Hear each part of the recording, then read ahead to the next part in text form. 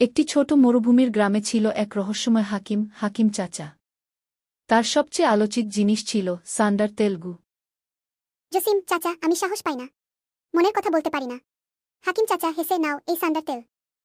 কিন্তু মনে রেখো, তেল যত না কাজ করে, মন তার চেয়েও বেশি করে। আমি পারব।